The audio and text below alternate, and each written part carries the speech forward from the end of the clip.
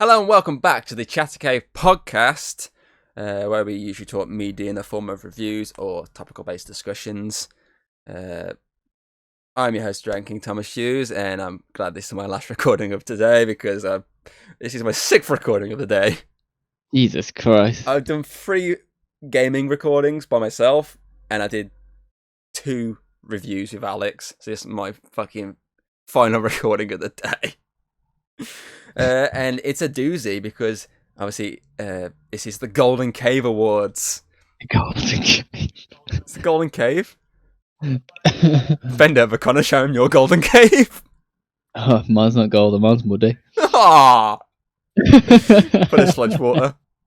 Oh. And if you're lucky enough, a little brown dragon will pop out. Little turtle dragon. You let it pop out and again you carve it into a little dragon face, don't you? Yeah, I get him out and I mould him. It looks like the fucking Alaskan ballworm from SpongeBob. It's literally the scene when they're going to the cave, but it's just the head. That's just you. Except instead of going into the cave, it's an ass. Yep. But yes, obviously this is not just the Golden Cave Awards, it is also our 100th episode. I thought how better to celebrate than the first of our annual awards shows, where we give awards to movies, TV shows, and games based on obviously the best of the previous year and the worst. So obviously how this is going to work, I've given Connor a PowerPoint presentation. I've sent him a link to it. Obviously the number at the top, Connor, where obviously if you go on the first slide at the way, It's where like it says number 1. 3, yeah. So basically that is the order you're doing them. So Okay. obviously you'll be the first presenter. What's going on with number 8? It's blank. What do you mean? Number 8's just a blank page. What do you mean number 8 is just a blank page? I fucking did this earlier. There's one, I've seen it says, obviously 2 has the little red box, and then 3, 4, 5, 6, 7, and 8 is just a white screen. Okay, so what was I saying before we had that massive cut because of... You telling me how it's going to work, and then I was just like, uh-oh. Oh, yes, so basically, yeah, so obviously at the top of the screen, you see it says first, obviously third, blah, blah, blah. Basically, you've got the PowerPoint, you've got the lovely PowerPoint, I don't, I'm going off my phone because I know all the answers. You only know the first one because you just revealed it to make sure it worked. Right. So basically, you'll be the first one up, then obviously once you've done yours, I'll jump on, then it's you, yada yada, until we're finished. Which obviously, But it's still in order, so like I'll do slide 2, then you do slide 3, and then I'll do slide 4, 5. Or am I doing 2, 3? So you're going, you go first. You're number 1. Yeah. Then when you're done, I'll go, which is number 2, which isn't on yours. That's why there's no 2. Oh. So then you'll go, which is number 3, which is why you've got number 3. So you've got all your ones. So I'm in between every single one of yours, apart from the last one, because I'm the very last one to give award. So I'll give award number 20 because there's 20 awards altogether this year. Okay. So you'll give the first one, I'll give the last one. And obviously how this works is obviously you've got in front of you at the moment, you've got all the nominees, and you've got a little red box which says delete to reveal. And obviously when you've done your nominees, you'll delete and you'll reveal the answer to yourself, and then you'll reveal the answer to everyone.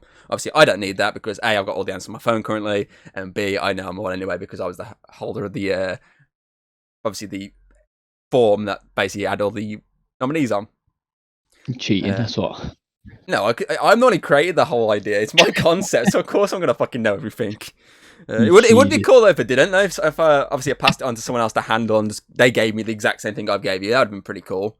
But I sadly don't have that, so that this was me this morning giving you that nice little PowerPoint presentation before I did anything. I'm just putting little smiley faces all over it. So yeah, so obviously that's how you'll work this. Obviously, when you say the category, you'll give a little explanation of the category. You can throw a few jokes in, and then you'll give your nominees, and then winner. So that's just how it's going to work, pretty much all the way through till the end. I think that's pretty much all of them. Obviously, I think I forgot to mention your name at the start because of the whole technical difficulties. No, I'm pretty sure you did mention it. Did I? I can't remember. Has that been technical? So we start over for everyone again. Say hi, Dragon King. Hi, Connor. There you go. There we go. There's too many technical difficulties blowing my mind away. This is what you get for being the 6th recording of the fucking day. You had this prepared for months. Come on. I've had it prepared for about a few weeks. We had the concept idea prepared for a few months, but we've had the fucking idea prepared for a few weeks.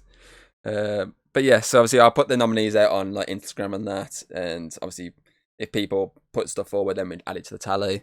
Sadly, no one did, but it meant that thankfully D was our tiebreaker for most of them. Apart from, but she's ignoring me. Thanks for voting, D. Thanks for voting. We said thanks. She's like, I did. I know you did. Obviously, there's only 3. We had to go through a best of 5 random generator situation that I did last night on my phone while it was dying.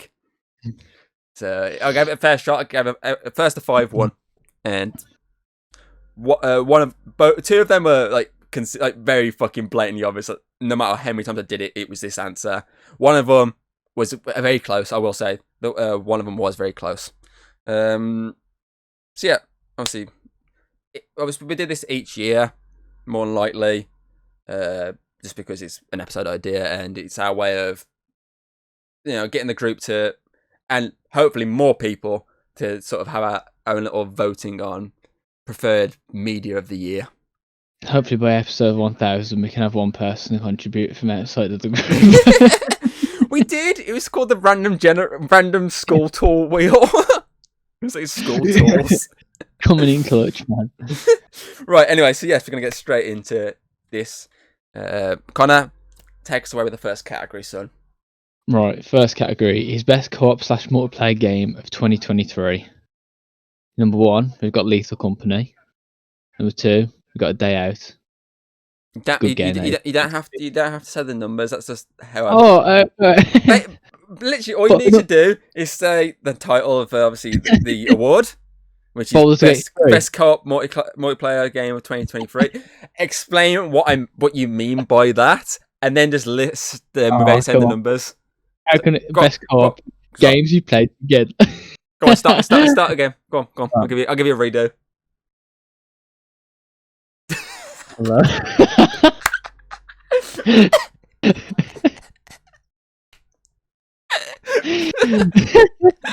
Right. Best co-op / multiplayer game of 2023. If you don't know what I mean, leave. Category 1. They don't understand it this far. Yeah, right. You got Lethal Company down. You got A Day Out. Baldur's Gate 3 is number 3. That was an accident. I didn't even realise I put that at number 3. Super Mario Wonder, and then Party Animals. All right. Drum roll, please. I'm not going to jump my desk in case I knock the camera over. Baldur's Gate 3. I mean, as a group vote, I feel like it's an obvious one. Yeah, I mean, my singular vote has changed to Lethal Company. I think Baldur's Gate originally, but I didn't remember putting that. Yeah, because you said to me that you thought you voted Lethal Company, and you was talking to me, and I was like, no one's voted Lethal Company, but obviously one person who I will not name. All the votes will remain anonymous. Obviously, we can maybe say who we put our names for. Obviously, I put Baldur's Gate 3. I mean, I pretty much played all these but Party Animal. That's the only one I haven't played. I know you've played pretty much all of these. Yeah, so you can actually say you played all of these. Obviously, Lethal Company, A Day Out, very similar, like monster type games, but obviously one's like a monster hunting game, one's monster run a fucking way game. Obviously, Super Mario Bros. Wonder, your classic Nintendo party game. Obviously, Party Animals is one that came out of nowhere. It's like a very similar sort of games like Gang Beasts and like Four Guys, is it? Like those types of similar type games. Obviously, you got multiple people online, and you're just doing stupid little things. Which obviously I've seen people playing. It looks quite fun. And obviously, Baldur's Gate 3, everyone knows what that is. It's like one of the biggest fucking games of the year. If you don't know, no rock. So yeah, I feel like I've seen a group vote. You'll notice a lot of it, especially in the gaming ones. Specifically the best of sort of ones, because obviously there's 2 for best of games. So you'll notice in them where the mass majority is, and the mass majority of this group is going to go for ones that obviously most have played. And in this case, Baldur's Gate 3 is a big shout out for pretty much everyone has played in the group. over all these other games, because I think me and you might be the only ones who've played Super Mario Bros. Wonders. I think me and you are the only ones who played A Day Out. I think you're the only one who's played Party Animals. Yeah. And Lethal Company, I think, again, it's might be me and you. I think other people have seen it, but they've not played it. They've just seen it. Okay. So obviously, it kind of had to be Baldur's Gate 3, because I feel like, I know you don't. I pointed out the idea of you're not a big fan of the multiplayer side of it. You see it more as single player situation. But I feel like for multiplayer, I feel like it would, because it's very much D&D.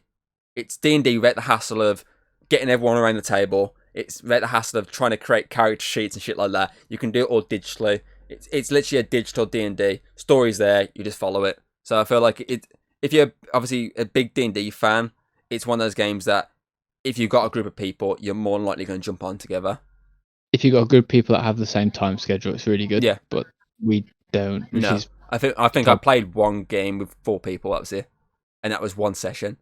That was it. Yeah. We haven't played it since. I think that's what, for me, it feels more single player.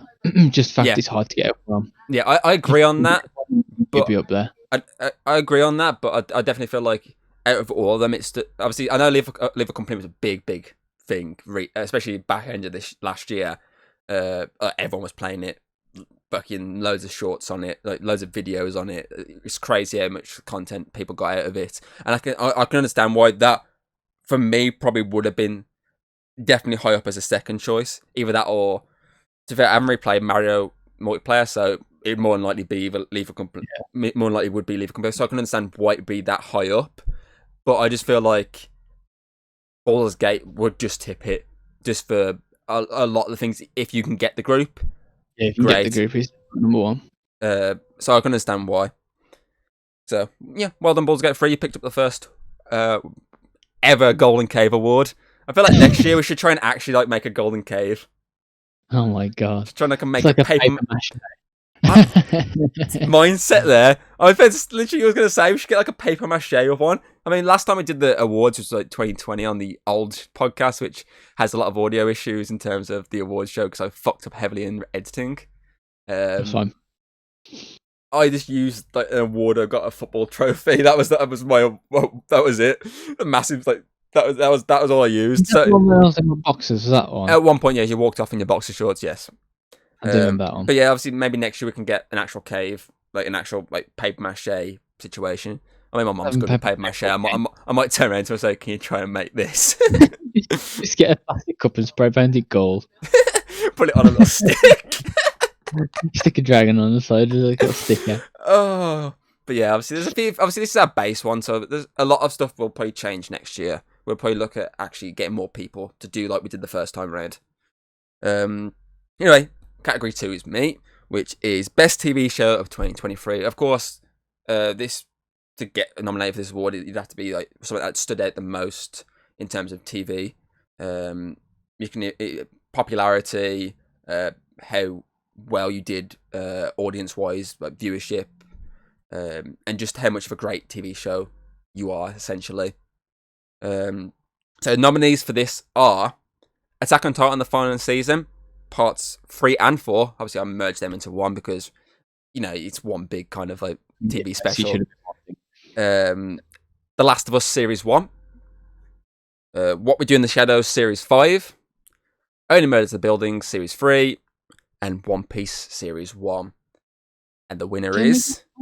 Give us a little drum roll, Connor.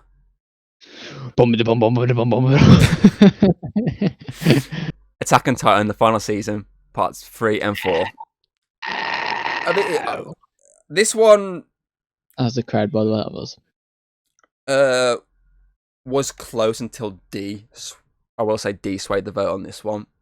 Ooh. I will point that one out. It was a 2-way tie heavily, I believe, if I remember correctly. Or actually, no, sorry.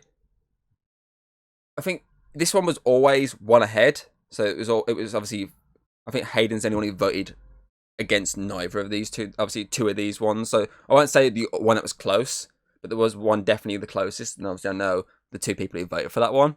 So obviously, there was 3 of us versus 2. Obviously, D pushed it further ahead to make it 4-2. I think the only ones not to be nominated, obviously get a vote on here, probably two that were very talked about when they came out.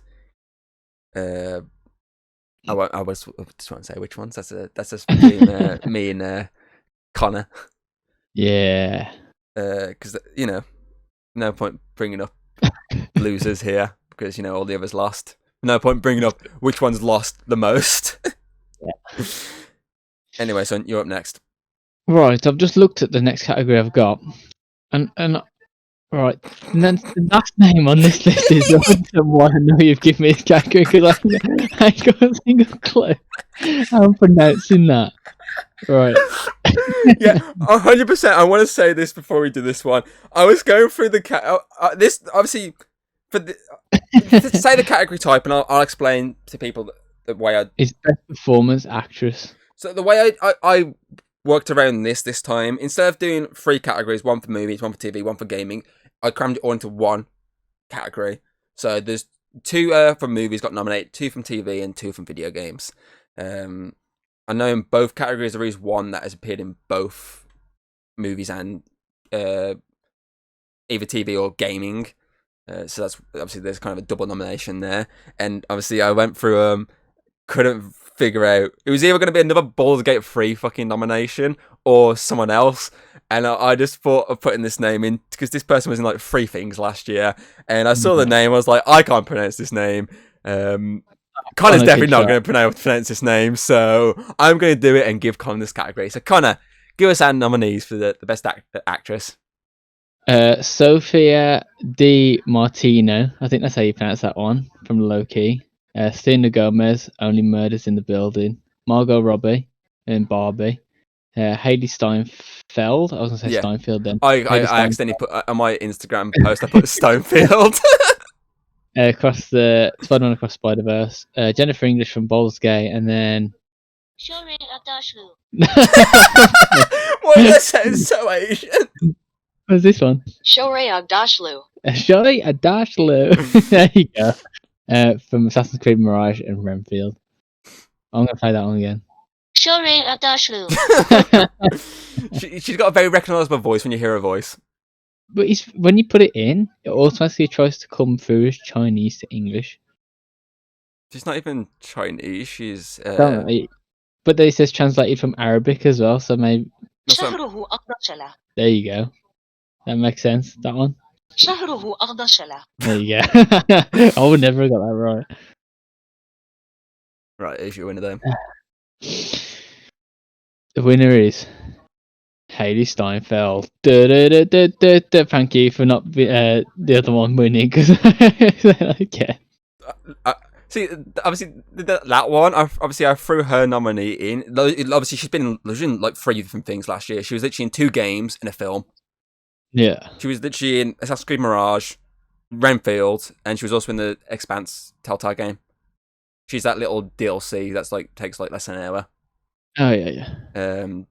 I say she was in like 3 things last year, and I was just like, I don't know who to give. It's either going to be that or another Baldur's Gate fucking one. I just thought she's got a very recognisable voice, and she did well in all 3 of her roles, so I'm going to put her forward.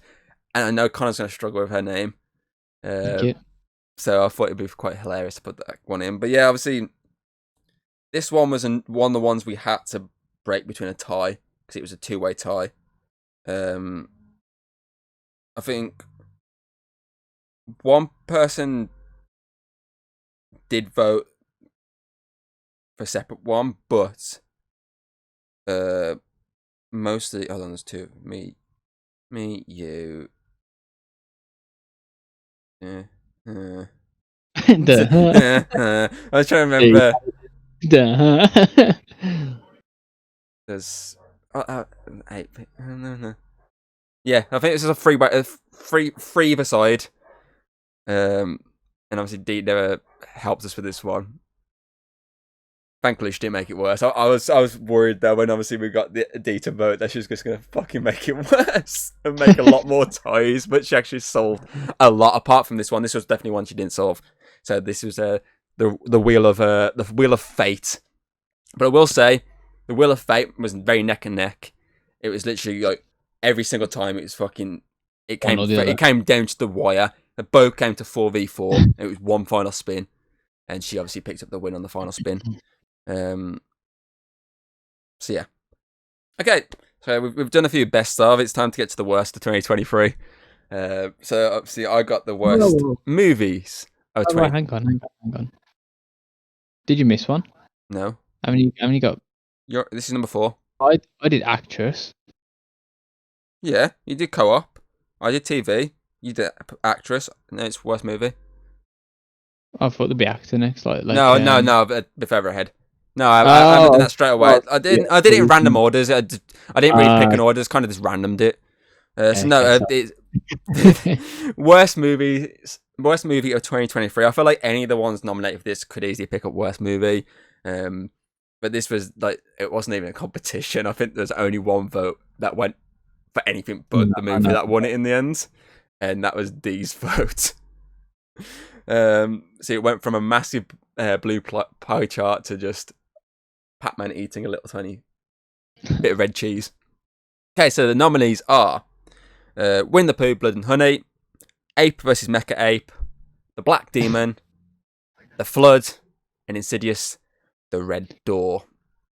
So I definitely feel like any of the... Obviously, to get this, you need to just be like dog shit of a film. Or at least borderline dog shit. So I think in most of the worst of categories, there's one... Obviously, there's only really 2 worst of categories, because we'll get to the third one at some point.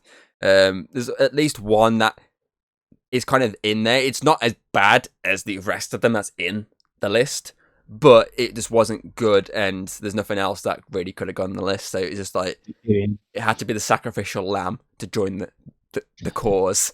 So obviously the winner for this is obviously Win the Pooh, Blood and Honey, because that film was just ass.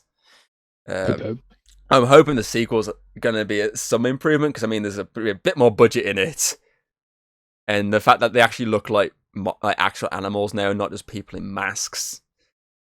Gives me a little hope it's going to be just a bit better than this, but I feel like it's definitely going to be in this list next year as well. Yeah. But yeah, like I feel like any of these could get up there because they're all bad in their own ways. I mean, it could be down to acting, it could be down to digital effects, it could be down to just stories so bad.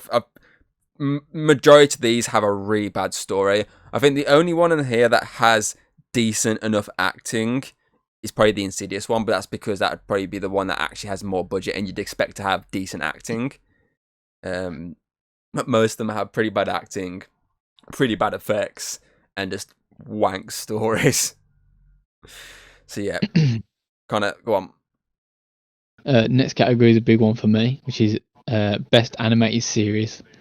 As one of my favourite series this year. Actually, it has like 2 on here, which is my favourite from last year, but only one got my vote, sadly. Alright, so we got Attack on Titan, the final series, part 3 and 4. Jujutsu Kaisen Season 2. What If Season 2. Castlevania Nocturne Season 1. And My Hero Academia Season 6. And the winner is Jujutsu Kaisen Series 2, baby! Hell yeah. Yeah, I mean, I was surprised with someone who voted for this very much. Because obviously, as I say, I can see the votes, and I saw when that person voted, and I had to clarify with someone. I was like, have you voted yet? And they're like, no, I haven't voted yet. I was like, fuck. That means someone... It is that person. Yeah, exactly. That was my mindset. I was like, fucking hell. Like, some of their choices like shocked me, and this was definitely one that shocked me, that they went for Jujutsu Kaisen. Don't get me wrong, obviously I'm still on Series 1, so I can't really judge Series 2 as, you know, obviously this for me, obviously Attack on Titan and obviously Castlevania were the big 2 really for me on here. Obviously maybe when I watch Jujutsu Kaisen, that the second series, that would be on there for me as a big one. So obviously those are the 2 that are basically my big picks for this win. Obviously enough people spread the vote. This was definitely one that was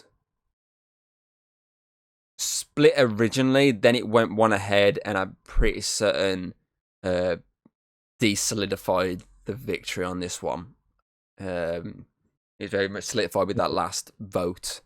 The last, non-spin of a wheel vote. That solidified the victory.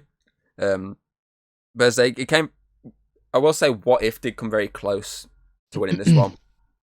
What is the tied with 3 when it's Attack on Titan, Jujutsu, and What If? Those are the 3 that actually picked up.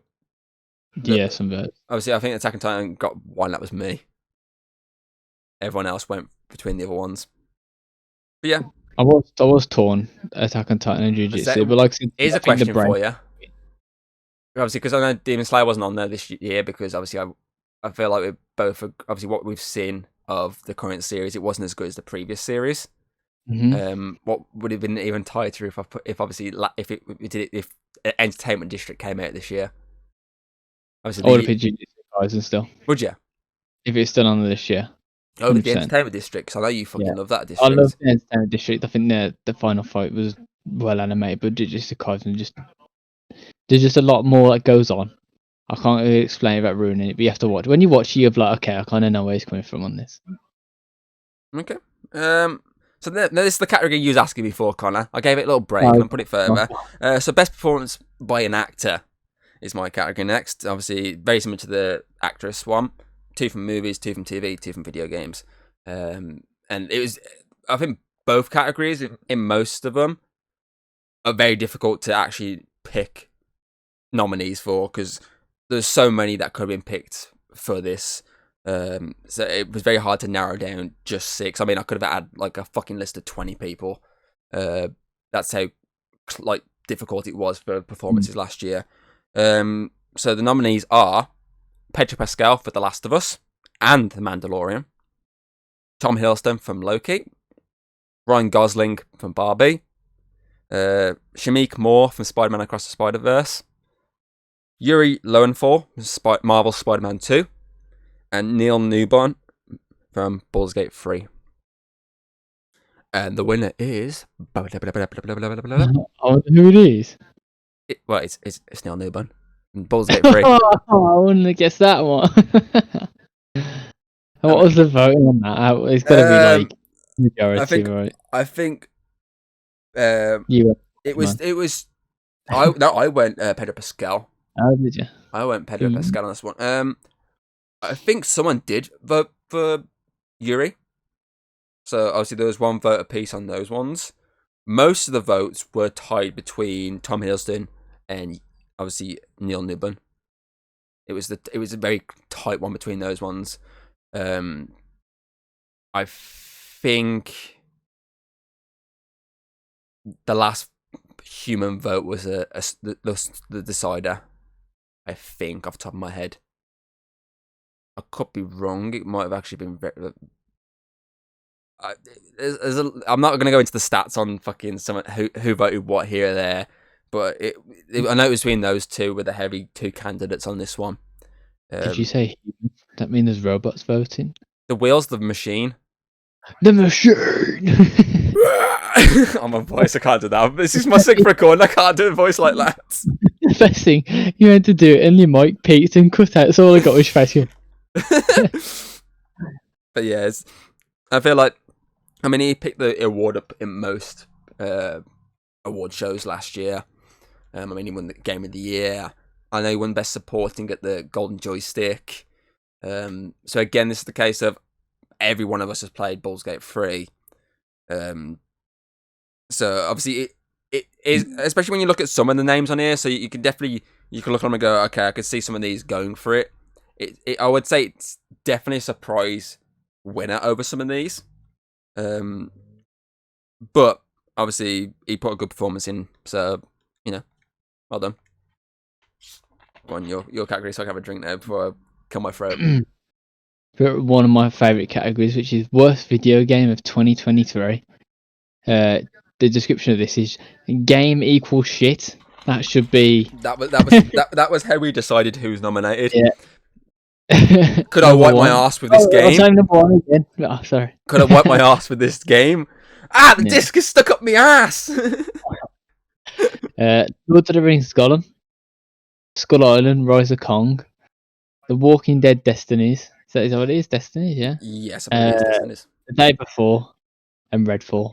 I mean, I feel like any of these. I think I said to you, I said earlier, one of these, is, just like the movie one, is there just because I need the numbers, and it's not as bad as the rest of them, but it just wasn't great. But I feel like it was a stinker with these ones. Like they were really bad. It's all bad. There's one which is like at least a game. The rest were just like basically unplayable. And so one is literally the graphics are horrendous for how big of a game it's supposed to be. One came out of nowhere and was just still images most of the time. Well, but two of them were fucking basically still images most of the time. Yeah. And they're both big IPs. I mean, three of these are literally massive IPs, and they were just butchered to hell in games. And one of them claimed to be a game for a long time, finally came out, killed itself after about a fucking, not even a day, and now no longer exists. Do you know what? The thing that I'm not revealed anything now. I'm gonna say the winner. But the one thing that always baffles me is how do these like little game companies get these big IPs and butcher them when there's companies that will probably do a lot more better with them, and they just don't give it them. Like they got Lord of the Rings, and it was terrible. They got Kong's Skull Island, terrible. They got Walking Dead, and it's dreadful. Do you remember the fucking Kong game back in the day on the fucking old like Xbox? That still holds up now. I If know. you play it now, and like that still looks visually pretty impressive. Imagine a game like that, the graphics now. Imagine a Kong game like that. That'd be fucking sick. That would. Like you're going through the jungle, fucking monsters. You're shooting monsters in the jungle, and every now and again you get to play as Kong fighting the fucking monster. Like imagine that'd be fucking sick. A game. Or imagine if they did like more horror based game, and it's Kong's like randomly can just pop up and you have to escape him. That'd be badass. And then you got obviously Lord of the Rings. Obviously they did well with the fucking Lego games. They've done well with the fucking Mordor. Was it Mordor ones? They did two of them. The Shadows of War, was it? Yeah, Shadows of War. Yeah. So they did those two, and those do pretty well. So this is again like, I mean, realistically, saying you're gonna do a Lord of the Rings Gollum game, you instant red flags there. Like, how can you make a game based on Gollum? Of all characters, I wouldn't mind if the game was even somewhat finished, but there's like death barriers, there's level that you couldn't even progress. You have to restart from the beginning just to get. It's so bottom there. And then you got The Walking Dead, which is literally like the only successful Walking Dead game was the Telltale games. Well, that's twice as Walking Dead's been screwed over by games now, because you had the one that Overkill did, and that was dreadful as well. Do you remember that? Yes, the one that literally you no longer can get. It's basically just Payday, but let Walking Dead, and it was dreadful. And you also the Daryl Dixon one.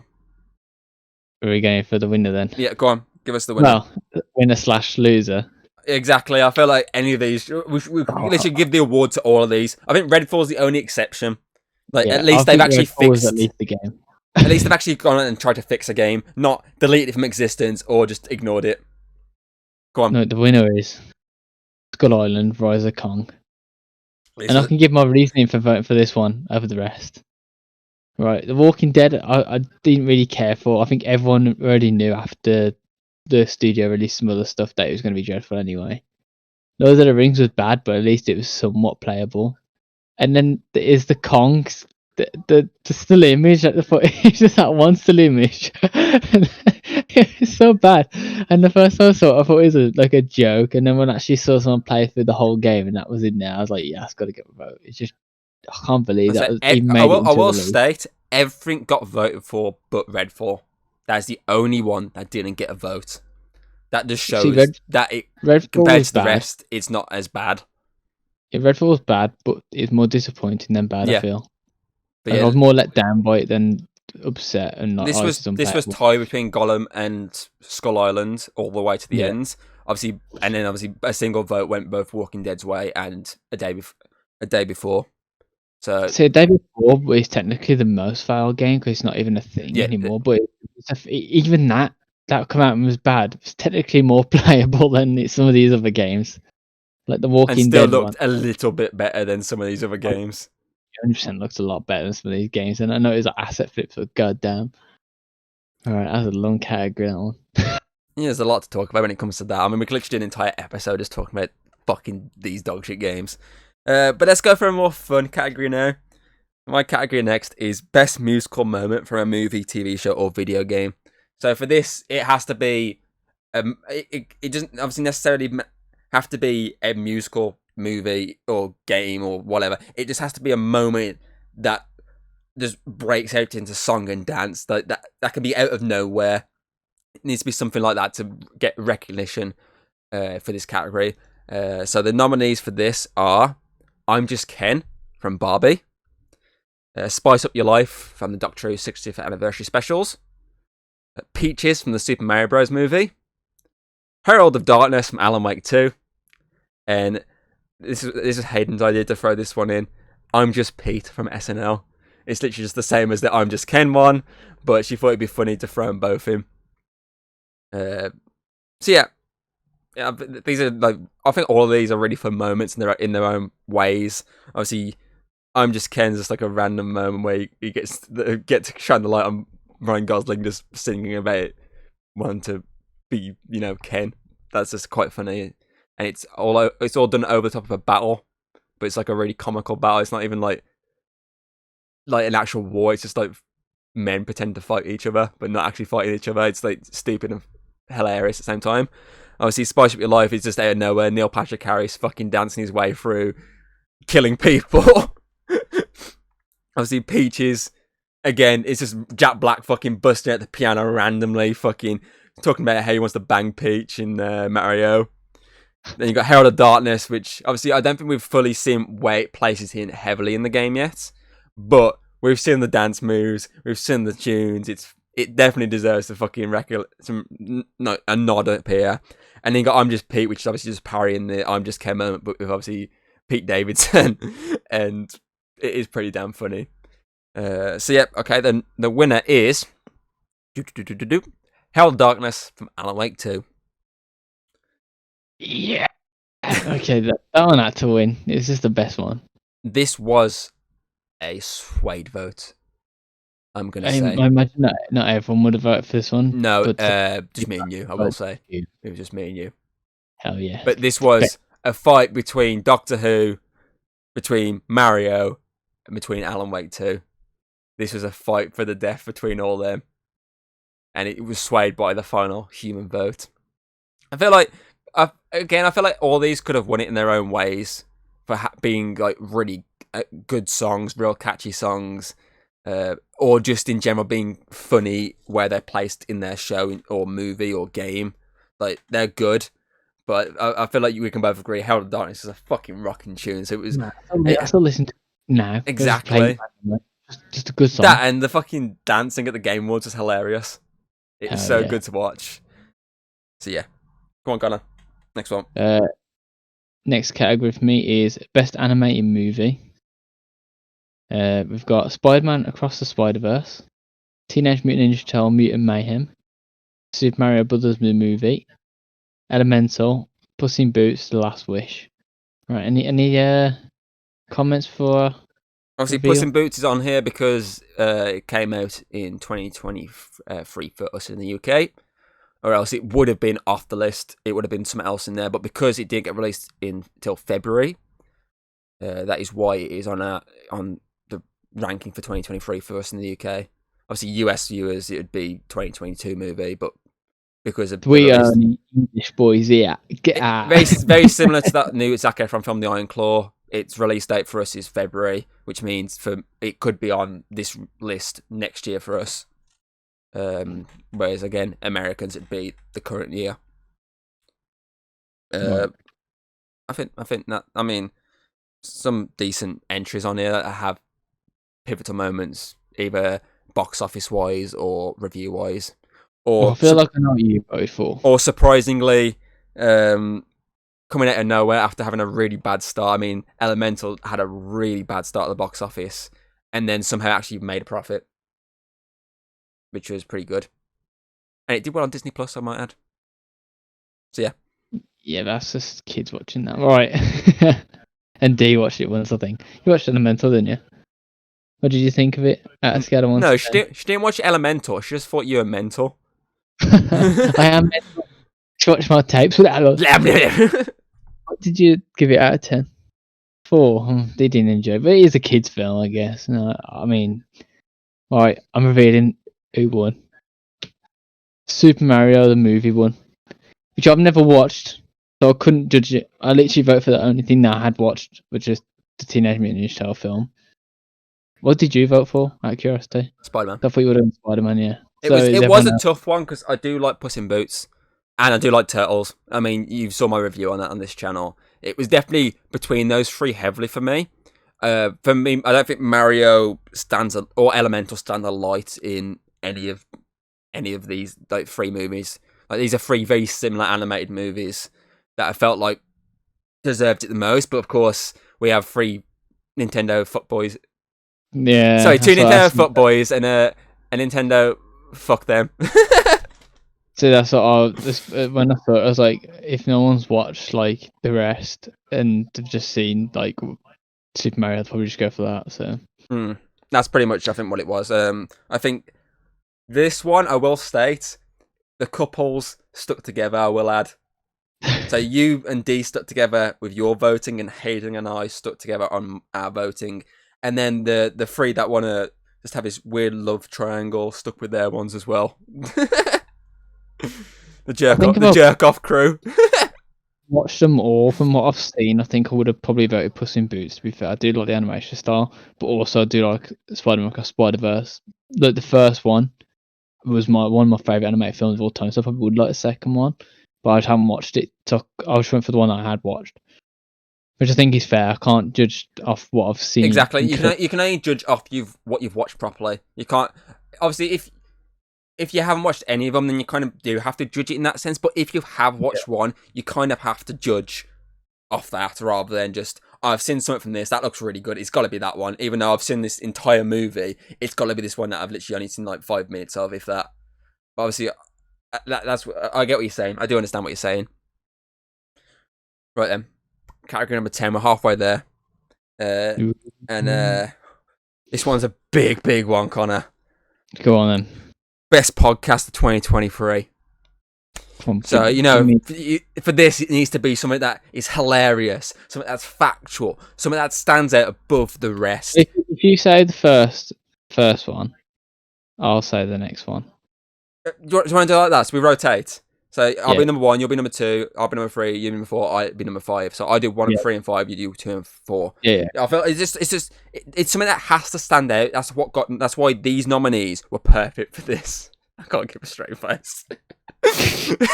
The nominees are the Chatter Cave Podcast. The Chatter Cave Podcast. The Chatter Cave Podcast. Final one for me is Chatter Cave Podcast. And the final one for me is the Chatter Cave Podcast. I was going to throw Mugcast in as a joke, but I held on. I just thought about it. We could have put a best presenter, and then we would have had to vote between us. Oh, I did that with me and Hayden, didn't I, before? And I kicked her ass. But yes, the winner. It's a tough one. This was so close. It was neck and neck all the way to the end. It was the Chatter Cave Podcast. Thank you for voting for us on our 100th episode. What's going on? It totally wasn't rigged. Oh, we had to do it. We had to acknowledge the fact that it's our 100th episode. We have to give ourselves a pat on the back some way or another. And in this case, it was a rigged award. Hey, wait about rigged. That was user voted, that one. The best thing about this is the fact that we never asked them, but we managed to get everyone to vote for every single one.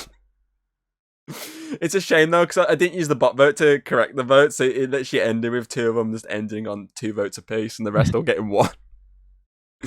Right, and that's the joke one out the way. Can't I get back to the real ones?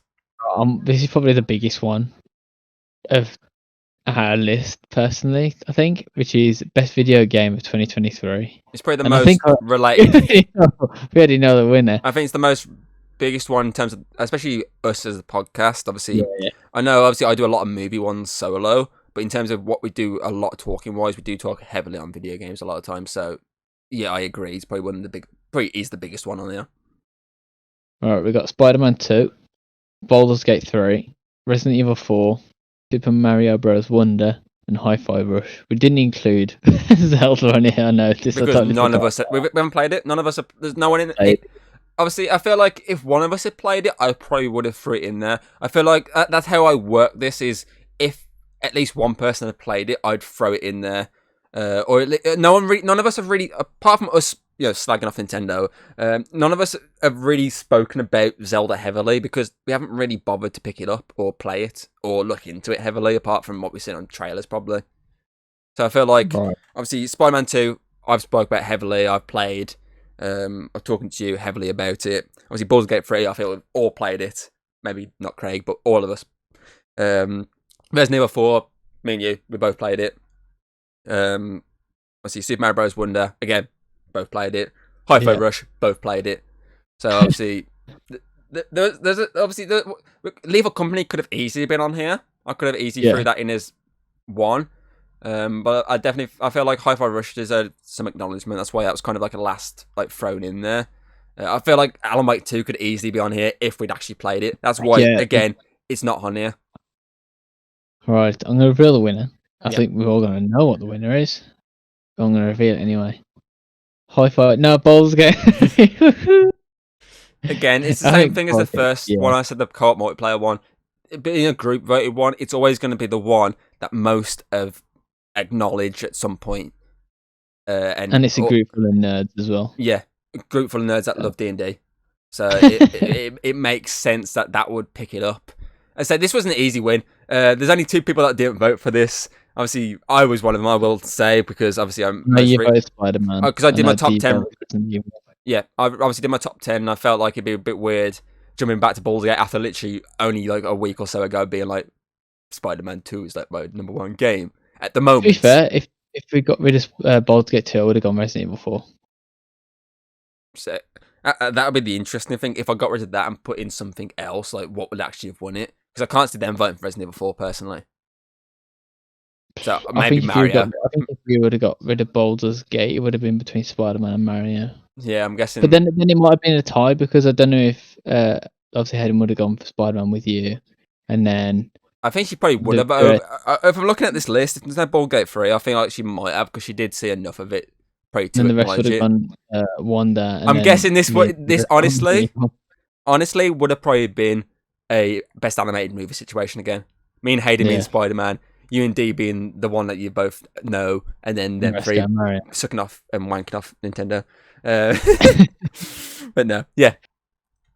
Right. So it's just kind of obvious. I feel like it probably deserved it the most. Obviously, again, though I love Spider-Man, I will put it at the moment above Baldur's Gate 3. I feel like Baldur's Gate 3 does deserve a lot of the praise it's getting for being a game changer. Okay, so... next category is Best Horror Movie of 2023. Obviously, to get nominated, this just needs to be a horror movie. And stand out above the rest.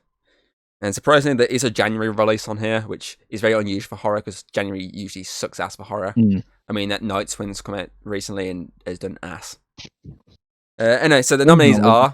January is literally just the dead month. They throw anything out just to cover it. The Beekeeper. That's actually pretty good. That was actually honest. That was pretty good. That's pretty damn good. Okay, so the nominees are Evil Dead Rise, Scream 6, Renfield, Thanksgiving, and Megan. Megan? Beekeeper's pretty good. I mean, I've not seen a movie name drop the word bee more than since the Bee movie. Anyway, so the winner is Scream 6. Again, this was pretty close.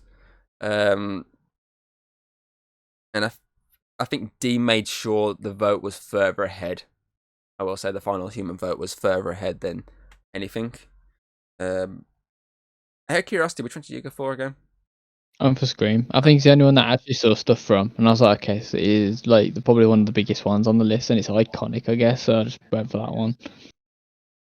That's my reasoning behind that. I haven't watched any of them. I don't think. I think I watched a bit of that. The new screening at yours. I think I watched the first. Yeah, you saw the first bit of it before you were bugged off. So I feel like all these are pretty damn good movies. I think the first 3 on name dropped are probably the most standout for me of the year. Obviously, Thanksgiving and Megan were just surprises that actually pretended to be pretty decent films. See, horror films for me is a weird category anyway, because I don't like horror films. And not because I'm scared, they just don't entertain. There's some, you can find some that are somewhat entertaining, but as I got older, they just don't there's nothing for them. But horror games, on the other hand, I'm fucking terrified Yeah, of. same. I can't play games, but a film, I'm like, oh, I'm bored I already. literally Like, was playing Resident Evil 4 Separate Ways DLC yesterday. And I got caught in between the two chainsaw people in chapter 3, I think it is. And I was like, oh! I was there trying to fight my way, and I fucking managed to get away and hide behind a fucking a tripwire. And I come walking through, and I was fucking had to run for my fucking life. At one point, I fucking dropped a fucking grenade on my own feet to fucking get out of there. I was petrified, man. I was like, what the fuck am I supposed to get through? I could see where he wanted me to go. I was like, okay, I just need to turn this wheel. And then a chainsaw was like, oh, I can hear something behind me.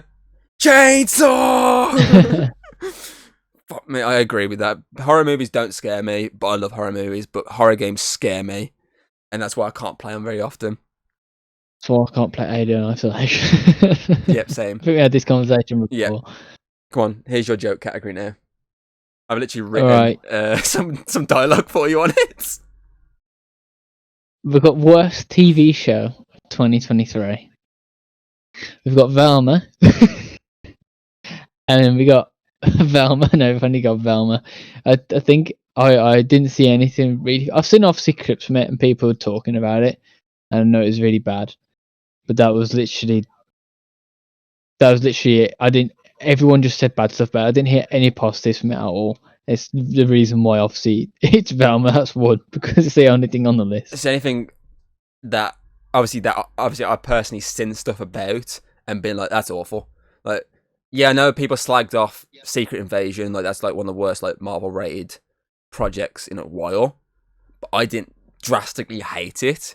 But what I've seen Velma has done to the Scooby-Doo like universe, I'm just like, fuck you to pieces. How the hell have you got a second season? Like, I don't know how got a second season. It got renewed just because people watched it, then slagged it off how bad it was, and just because the people that watched it gave it a decent viewership numbers, they renewed it for a second season, even though it was hated by everyone. Like, everyone that pretty much watched it slagged it off. I mean, I've spoken to Hayden about it, and I've pointed out the idea of are people slagging it off because the idea that it's a bit woke? And she said to me, she goes, it's not that it's woke, it's that at times it is actually pretty offensive.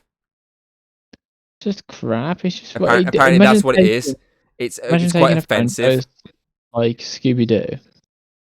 And then doing that to it. I think that's what most people have a problem with. Scooby's not even if it was like a new IP and they did it, it wouldn't have got as bad as a rap. But because it's the fact it's the love thing, and then just it'd be like taking any sort of massive, like it'd be like taking the Flintstones and doing the same sort of, but something that everyone knows, like it's known, like a known IP that's beloved by a lot of families. It'd be like taking something like that and just doing something as bad as that. Like I just feel like it was the only thing that really stood out as like the worst thing. That's why I was actually like, when I was trying to figure that category, I almost got rid of it. I almost got rid of the category because I only had one thing in it originally. It wasn't like a bad TV show, it was just a letdown. And then I got rid of the category. I was like, no. I know one bad TV show that was like universally hated that just deserves the acknowledgement of this award. And that was Velma. Hopefully there's more next year that can actually have a category. But that was your joke category. Right, anyway, so my next category is Best Non-Comic Book Adaptation of 2023. And to qualify for this, you just need to be based on anything but the classic sort of Marvel, classic sort of superhero type comic books of Marvel, DC, those sort of ones. So it can be a board game, you can be a book, manga, based on a video game. You can be anything as long as you're not, your run-of-the-mill superhero type comic book. Yeah. So the nominees for this are Dungeons & Dragons Honor Among Thieves, The Last of Us Series 1, the Super Mario Bros. Movie, Barbie, and Attack on Titan, the final season, part 3 and 4. I mean, I know you've seen Dungeons & Dragons, I know you've seen Attack on Titan, and I know you know some stuff about the other things on this one. So the winner is, ready for this one? It's Bob. No, it's nice. Attack on Titan's the final season, part 3 and 4. I pulled a you then. I thought I'd pull a you and bait you into thinking that Barbie picked up a win. No. But it as yet not. So yeah, no. Obviously, I feel like me and you can easily agree that's probably is the standout above all them. I mean, for me, Last of Us was very close. If Attack on Titan wasn't out, Last of Us 100% would be getting my vote for everything. But because obviously it's not really been, obviously because Attack on Titan's like one of my favorite shows out there. Of course, that's going to be my biggest like thing of the year. I mean, realistically, if Eren was more prominent throughout these parts, I feel like he definitely would have been up for like best voice. But I feel these two parts, really, he hasn't been as heavy as he has been before. It's been more on the supporting cast, really, hasn't it? The rest of the group. Yeah, he's in the back, just causing mayhem. So he has his moments when he speaks, but he's not as prominent as, like, say for example, final season part 2. I feel like he definitely would have been nominated for that because he was pretty vocal throughout that. The whole thing, but these 2 chapters, he's definitely been a step back. So that's why I feel like that's the only reason that there's no nominations for like one of the best like TV characters out there. But yeah, I feel like it's just a good category because I thought the idea of separating comic book and non-comic book into 2, because then we can allow adaptions to thrive on their own away from just straight up comic book adaptions, so that can be its own thing. And I mean, we've got Dungeons and Dragons based on obviously a very popular game. We've got Last of Us based on a popular PlayStation game. Super Mario Bros. Based on Nintendo's like really popular franchise. Probably Nintendo's like is most popular franchise with Pokemon. Yeah, pretty much. Obviously Barbie, like some of the girls like, and Attack on Titan, like one of the biggest mangas out there that has been going for fucking how long, and milked to death with this final season. So yeah, I think voting for this one, I think it managed to pick up 4 votes out of the possible 7 on this one. I'm looking at this. I'm trying to figure out who. I'm trying to remember where the other votes went. I think most went either Barbies or Mario's way. I could be wrong. Don't quote me on this one. I don't know off the top of my head. Anyway, you got the joy of what I just literally stated as the separate category. Yeah, I've got the opposite to what he just said. So instead of non-comic book, I've got the best comic book adaptation of 2023. And starting with Spider-Man Across the Spider-Verse, Spider-Man 2, Teenage Mutant Ninja Turtles, Mutant Mayhem, Blue Beetle, and Loki Season 2. And I can't remember what I voted for on this. It's either... I don't think I voted Teenage Mutant Ninja Turtles. Maybe I did. I don't remember. I could get the tallies up, but that spoils the fun. Well. I can show you the tallies at work. I can show you personally. Right, I'm going to reveal it. Spider-Man Across the Spider-Verse, which I feel like maybe I did vote for that one. I feel like it would have been the one I would have gone for. I feel like out of these, I think the 2 Spider-Man ones probably the biggest ones, really, because they're both sequels to beloved first entries. I mean, Spider-Man Into the Spider-Verse was like, I say, is like one of your favorite, if not your favorite animated movie of all time. I think Spider-Man, that alone. And obviously, Spider-Man 2 is a follow-up to both Miles Morales and Spider-Man, 2 big, massive big PlayStation 4 game, and like one of the first PlayStation 5 games. Like, they were both really big.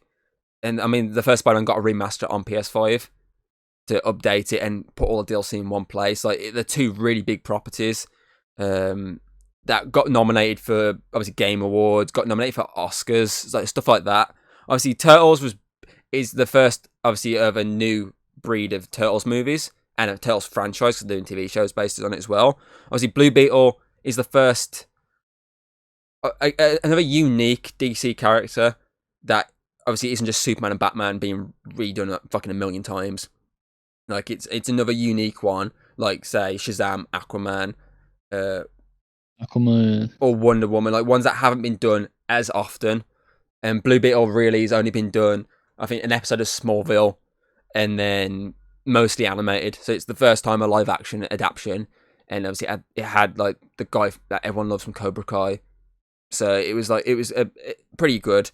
And then obviously Loki season 2 is a follow up to the first series. Obviously it had the controversy of still having Jonathan Majors in it, obviously, who've recently got sacked because obviously he's being possibly going to prison now. So obviously, I think out of all three of the ones, Loki's probably the bigger one because it being Marvel, and a lot of people loved the first season. But I just think the two Spider-Man ones probably were the ones that were the edge above. But obviously, Across the Spider-Verse, I pretty much edged all the way to the top of this one, and I can definitely agree on that because it was a struggle for me to vote on this one. I think I did go Across the Spider-Verse on this one. So it was definitely a struggle. Okay, so then obviously we've done best game, we've done best TV show, so it makes sense being the best movie. This one's obviously a big one for me because my love of movies. It's like my biggest thing. My brain's just chock full of movie facts and shit. So anyway, so just to get nominated, you just need to stand out above the rest. Again, there's so many films that could have been on this list. Just like with games, there's so many things that. Well, not really games, really, because I think the ones we spoke about are probably the big standout of what we've played. I think there's only probably two ones that probably could have gone on that list, and that'd be Zelda and Alan Wake 2. But I think movies, there's a lot of other big ones, I think, that could have been thrown into this nominations. But the 5 that were nominated are Spider-Man Across the Spider-Verse, Puss in Boots: The Last Wish, Dungeons and Dragons: Honor Among Thieves, Barbie, and Evil Dead Rise. And the winner, thanks to Spin the Wheel Best of 5, is Dungeons and Dragons: Honor Among Thieves. This was a three-way tie. This one was it was 2 apiece. Dee did not help on this one. She went Evil Dead, I think, on this one, or she went Puss in Boots, one of them. She went with one of them, but either way, it was she went. I was hoping she'd be the tiebreaker. She wasn't, and it went all the way to the Wheel of Doom. And Dungeons and Dragons, you did Dungeons and Dragons. Yeah, I voted for the one that I've seen again, and I did enjoy it. And plus, it was I enjoyed it more because it was the outing. Everyone, most of us was there. I guess it was I'll say the ones that took the vote for this: Spider-Verse took 2, D&D took 2, Barbie took 2. Who voted for D&D with me? I think Alex. Alex, yeah. I think it was you and Alex, me and James, Hayden and Craig. I thought he fell asleep at the cinema. And I say Dee did not help. She went for none of the above. And it took to the Wheel of Doom to solve this, and D&D killed the Wheel of Doom.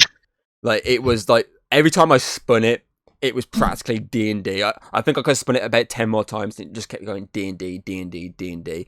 And I say, though I love Spider-Verse, I feel like as a group situation, especially our group, D&D is probably the right choice.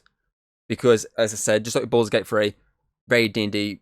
Obviously, we've played D&D quite a few times. We love the concept, and obviously, if we can get people together, we actually will play D&D because we do have a laugh when playing it. So I feel like it's definitely one of those ones. And obviously, again, we had a good time watching it in the cinema. I mean, 4 of us went, had a good time watching it. I've seen it twice since then, and I do really enjoy it. I still have preferences on this list. I mean, if I was to put these in order, I'd put it as 3rd or 4th, I think. So it wouldn't be my first choice of a vote or my second choice, but I understand why. Obviously, 2 people went for it. I can't really say why majority went for it because the Spin the Wheel of Doom fucking swayed the vote in the end. So I can't really say majority went for this because of this reason, because majority fucking didn't. Majority of the vote got split between fucking 3 categories. And our saviour didn't save us. I think the biggest sway for me on this one was just the thought of that little guy getting absolutely railed by the big one at the end day, and I was like, I've got to put that one up there. Oh, it's fucking funny. But yeah. And I thought Alex sleeping in the cinema. I don't think he was asleep. I just turned around Right then, we're up to our last 3 proper categories, and we have a special award to end it on. Ooh, right, I got most anticipated game of 2024. Starting off with Rise of the Ronin, which I know you're looking forward to. PS5 exclusive that comes out in March. The Wolf Among Us 2, which doesn't have a release date. Oh, it doesn't have a release date. No, Skull and Bones. It just says 2024. Skull and Bones is February, right? Yes. Star Wars Outlaws. Supposed to be the back end of the year. So I'm guessing October, November time. And Hades 2 comes out Summer, isn't it? whenever it decides to come out. I don't know. It's going into early access, isn't it? First. Oh, is it? So I swear it's going to early access first. So I think it's March, some point 2024, February, some point at the back end of 2024, and I think it's summertime 2024 on these ones. Obviously, these categories are just like the. I think this one there was a struggle to try and think of nominees because there's not really anything. I mean, when I did my top 10, I struggled to think of 10 that had valid, good reasons to be anticipated the most. But I feel like these are pretty like big for their own reasons. Obviously, Rise of the Ronin, you say it's like very it's the same studio that makes very Souls-like games, and they do quite decent gaming. Plus, it's a PS5 exclusive. That's quite a big deal. Obviously, Wolf Among Us 2. It's been over 10 years since the last one. Skull and Bones, basically Assassin's Creed, but without the assassin side of it. Star Wars Outlaws. It's another Star Wars IP from a different studio this time. So obviously Ubisoft have got their hands on one. And then Hades 2, the first one did really well. It was like nominated for loads of awards. So it was made. These are probably the right choices, really. So and the winner is The Wolf Among Us 2. Get in there, my son. Is this one we had to spin wheel for, was it? No, this was not a spin the wheel. This one was nowhere near a spin the wheel at all. I think. What did D vote for on this one? I don't think you would have voted for Wolf Among Us. No, I know. You voted Skull and Bones. I imagine she would have voted Skull and Bones. I think you two are the only two people that voted Skull and Bones in. Mine was either Skull and Bones or Hades 2. I would have voted between. I think you two went Skull and Bones. I think. Here's me trying to get my mindset here. I think one person went Hades, and then it was 3 of us that went Wolf Among Us. So yeah. I'm not a big fan of Telltale games. So there's not enough going on for me. I'm pressing buttons, and it's just like, I know you're a big story man. So I'm a big story man, and I do love a good Telltale game. And obviously, I love the Wolf Among Us. The first one for me is better than Walking Dead Telltale games. Love the idea. I've been waiting for a sequel for so fucking long. So I was waiting for it last year, but the fact they delayed it, so we want to make sure it was fine. I was like, make sure it's fucking fine. I want this to be perfect. This could be literally like a Game of the Year contender if you do it fucking right. I mean, no Telltale game's been nominated for Game of the Year since The Walking Dead. Which is weird because the first Wolf Among Us was fucking like well loved, so I'm surprised that didn't get nominated. But I'm guessing there was too many other big games the year that came out. Which I don't know what came out in 2013 off the top of my head, but so yeah. Obviously, then I got my most anticipated here, which is obviously most anticipated movies of 2024. Ooh. Obviously, again, this is just like ones that stood out the most and have like big draws to them. Again, there's loads we could have nominated for these. There's a lot of, especially movies, there's a lot that could have been up for this. But these are the ones that we got down to 5, which is obviously Deadpool 3, Furiosa and Mad Max Saga, Kingdom of the Planet of the Apes, Joker 2, and Godzilla X Kong, The New Empire. And the winner is Deadpool 3. Ooh. This wasn't even close for this one, I will say. I don't know. I think I might vote for Kong. I think 2 of you voted for Kong. Everyone else went Deadpool on this one. I know D went Deadpool, I believe. I think either 2 or 1 went for Kong, and the rest was just Deadpool. Like, Deadpool was a very big draw for everyone. I think because everyone just loves the Deadpool movies, and this one for the fact it's bringing Wolverine back, like it's got everything on the cards that everyone wants. I haven't even seen the second one, so I can't even judge. I just went for Big Monkey. I was like, Big Monkey. So, I mean, all of their reasons for being up. I mean, Deadpool 3 is the third of the Deadpool trilogy. It's the first Disney one. Obviously, Furiosa is the first. Mad Max Fury was a big film, won Oscars, won loads of awards. Obviously, it's been fucking a long time since that one. Obviously, Kingdom of the Planet of the Apes, Planet of the Apes trilogy was good. Obviously, it's the first of a new trilogy. Joker 2, I mean, everyone loved Joker when it made like $1 billion. And obviously, Godzilla X Kong, it's the next entry in this universe. So I think all of their reasons why they could be draws. But I do feel like Deadpool 3 was the most likely, no matter what, to take it. Either that or maybe Joker 2 would have been probably the other possible candidate for it. The Joker baby. Anyway, you got your last one. Come on, some last one for you. Most anticipated TV show of 2024. We've got Fallout Season 1, Avatar The Last Airbender Season 1, I guess in live action. Yes. So release dates for these. I didn't do release dates for the movies, but fuck it. Fallout is April. Avatar is February. Shogun Season 1. February. X-Men 97 Season 1. Not a release date just yet, but it's due out at some point this year. And then My Hero Academia Season 7. June or July, I think that's due out. And I haven't looked at, obviously, the winners. But knowing the group, I feel like it's going to be My Hero Academia. I know I voted Fallout. I'm pretty sure D voted Fallout. I'm pretty sure you would have gone with Shogun because you keep talking about that. For everyone else, I don't know what their preference is, but I know most of them. I will state this was a spin the wheel. It's a spin. This went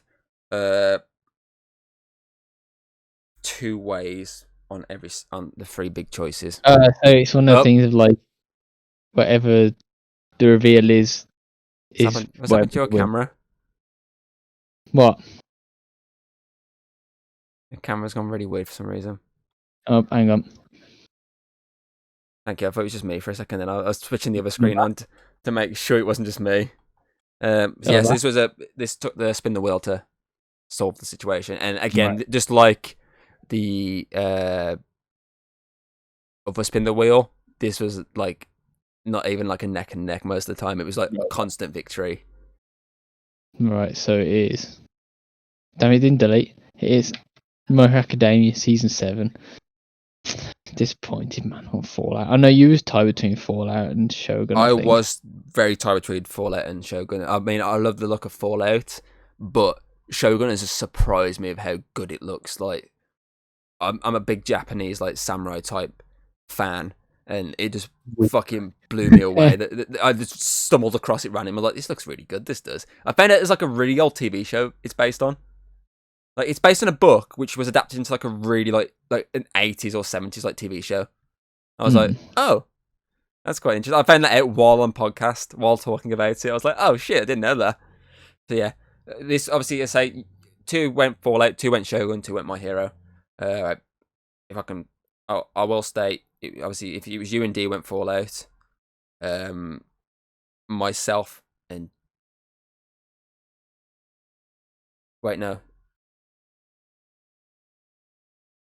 Yes, myself and James went. I was trying to work it out, but then I was like, 7 of us actually voted. Where I fucking got this from? Yeah. 2 went Fallout. I think myself and James went with Shogun, I believe. Or it might have been me and Craig. I can't remember. But basically, me and someone else went that, and then 2 went My Hero, and 1 went Avatar. I will say Avatar got 1 vote off of us, which is why it went for a spin the wheel. This was a tie between 2. And then D fucking tied it between 3. The D made the tie even worse. But then, I started to spin the wheel anyway, so, either way. So yeah, no matter how many times I spun this, my hero just kept winning. I mean, I feel like as a group, I know most of us have seen My Hero, so it's probably the most likely candidate. So yeah, that's all I can say. Right, you ready for the last award? Go on, the bonus one on so there. The last award is the Golden Dragon Award. This is something I'll do each year. This is one piece of media from each category will be nominated into this. And it must have had to be nominated, you must have had some sort of impact on your field of media. So, for example, for movies, it could be your box office success, your critical reviews, how well you were received. Same goes for TV shows with viewership and that, and then games, how it could have changed the landscape of gaming and shit like that. So the nominees for this, there's only 3 for this, as I say. Nominees are, from the field of gaming, Baldur's Gate 3. Yeah. From the field of movies, Barbie. And from the field of TV shows, The Last of Us Series 1.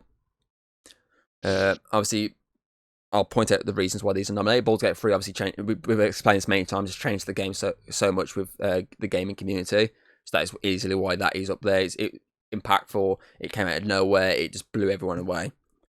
Barbie was a difficult one because it could have easily gone Mario's way if it hadn't beaten Mario at the box office. Yeah. And not only that, it became like the highest grossing movie directed by a female director. It also went toe to toe with Christopher Nolan and came out on top. So that is why that is up there. And then The Last of Us is up there because it showed that games can be adapted if done properly. Okay, so the winner is Baldur's Gate 3. I feel like it definitely had the most reasons to. I feel Barbie probably had the second most reasons to do it because of obviously how well it did at the box office, its reviews. Obviously, it broke a lot of records. I feel like that definitely probably would have been second. I feel obviously the main record Last of Us broke was it was the most pirated TV show 2023. Pretty impressive. It was the most pirated one. There's because they always release like a list of like the most pirated TV shows. Obviously, like the media, like just to show like how many people like illegally downloaded the show. And Last of Us like topped the list for last year. It was like no one was close. I don't think. But yeah, so I feel like Baldur's Gate 3, as we've explained so many times, that's probably why it was the most. And this was not even like, no one voted for anything else. This was a full single colour to pie chart on this one. This was all on Baldur's Gate. Everyone agreed with the reasoning behind this. Yeah. And I say I'll be doing this one every year. I'll try and pick one from each category, and then everyone can have a say on it. So yeah, that's our 20 categories. So do you want to hear some stats? I did work out some stats on this. Go on then. So, 2 properties on here were the most nominated. Let me guess one. Baldur's Gate 3. Picking up 6 nominations. Second one. Spider-Man. Barbie. Oh. Both Baldur's Gate 3 and Barbie picked up 6 nominations apiece. Across the Spider-Verse picked up 5 nominations. The only other thing that picked up 5 was the Chat Code podcast. Hell yeah. Last of Us picked up 4 nominations. Loki, Spider-Man 2, Super Mario Bros. The movie, and Attack on Titan all picked up 3 apiece. D&D, Evil Dead, Only Murders, Super Mario Bros. Wonder, Renfield, Teenage Mutant Turtles, Puss in Boots, and My Hero both picked up 2, and everyone else picked up 1. Most wins of what we just read out was Baldur's Gate 3. It won 4 awards against 6 categories, so it only lost out on 2 categories. That was both in Best Actress, and it also... Have I worked that out right? Have I worked that out wrong? I think I've worked that out wrong. Where have I missed one? Give me a sec. Video game. Best co-op. Oh. No, wait, no. Just give me a sec. I'll be with you in a sec. Best performance, okay? Best actress. Oh no, I only got... It won 4 out of 5. I don't know why I put 6. I don't know why I put 6 down. It won 4 out of 5. We got 1 nomination. No, 1 nominee for actress, 1 nominee for actor, best game, best co-op, and then obviously the fucking Golden Dragon at the end. So I don't know where I got the extra category from there. So that's a bit random. I just made up a category. Don't know where I made up a category, but apparently I made up a category. No, it was, I think. Because I had it under fucking musical at one point for just like all the bard shit. Okay. But I took it out. So I'm guessing I was still counting it under that category. So yeah, so obviously it picked... Oh, so that means obviously... That means Barbie's the most nominated one we did? I mean, looks like it. Actress, actor. You know what? I probably fucking fucked up again. It's probably 5 on that one as well. Musical. Fucking non-comic book. Best movie. No, yeah, that got 6. So if I fucked up and it is actually 6 for Baldur's Gate, sue me. Don't actually sue me. I don't have enough money for people to sue me. Suing you. So yeah, apparently that has 5. Apparently, I don't know how I got to 6. So Barbie is the most nominated one on the board according to this. To say Baldur's Gate does have 6. Anyway, okay, so Baldur's Gate got the most wins with 4 wins. Obviously, as I say, only lost once. That was Best Actress. Spider-Verse and Attack on Titan both picked up 2 awards each. Across Spider-Verse against 5 categories. Obviously, it was up for Best Movie, it was up for Best Animated Movie, it was up for Best Comic Book Adaptation, Best Performance, both actor and actress. Obviously, it lost the actor, it lost the Best Animated, and it lost the Best Movie, so it picked up actress and it picked up Comic Book Adaptation. Obviously, Attack on Titan won both Best TV Show and it won Best Non-Comic Book Adaptation. Obviously, it just lost out on the Best Animated Series. Then with 1 win apiece, Super Mario Bros. The movie, My Hero Academia, and D&D all picked up 1. D&D and My Hero had 2 nominees each, and Mario had 3. Then Alan Wake 2, Scream, Jujutsu Kaisen, Wolf Among Us, Winnie the Pooh, Velma, Skull Island, Deadpool 3 all picked up 1 win against 1 nomination. So here's a big stat for you. Barbie was the most nominated one. Walked away with nothing. It's like Spider. What it basically was Spider-Man at the Game Awards. Barbie picked up 6 nominees, didn't pick up a single thing. Obviously, Last of Us, the second most. So with 4, Last of Us also a high amount of nominees, didn't pick up a single thing. And obviously, Loki and Spider-Man 2 are the only ones in the free category that didn't walk away with anything. So yeah, those are some stats for you. I just thought you'd like to know the Barbie stat because I was like, when I was working out, I was like, fucking hell, I got nominated the most and it didn't win a single thing. Obviously, overall, that won the nominees, but didn't win the night. Baldur's Gate 3 won the night. So yeah, that pretty much is all the winners for this year. And so we'll pretty much probably do it around the same point every year. It's probably easier just to do it like middle of January. Because at least then it gives us time to work out who's doing what, gives us a chance to get on and get recorded. So that's the Golden Cave. As each year we'll add extra shit to it. Categories will probably come in and go if there's nothing we can add to that category that year. Especially musical moments, like that's not guaranteed every year. So that could be something that disappears one year, comes back in next year. We replace it with something else. Yada yada. And so we might look into getting more people on. Hopefully no technical difficulties next time at the start. Hopefully Connor understands how to do the show very early on. I did good, And yeah, that's pretty much it. That's that 100th episode. Thank you for sticking with us for 100 episodes. Hopefully we'll get to 200. I mean, hell yeah. We did better than the last podcast. We gave up on around the 60 mark.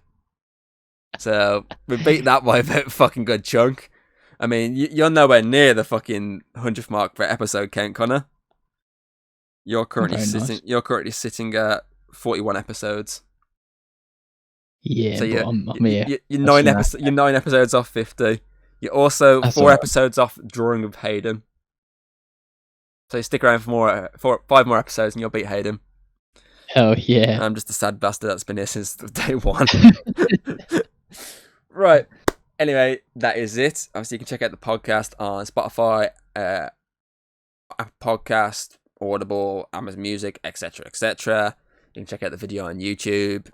As I said, we've got 99 episodes you can check out. So yeah, that is it for this episode. We hope you've enjoyed, and we shall hopefully see you next time. Goodbye. Yes. Casting couch. Oh yeah. If you like what you've seen, don't be afraid to throw us a little like and subscribe. That's always very appreciated over here. And, well, I'll see you on the next video.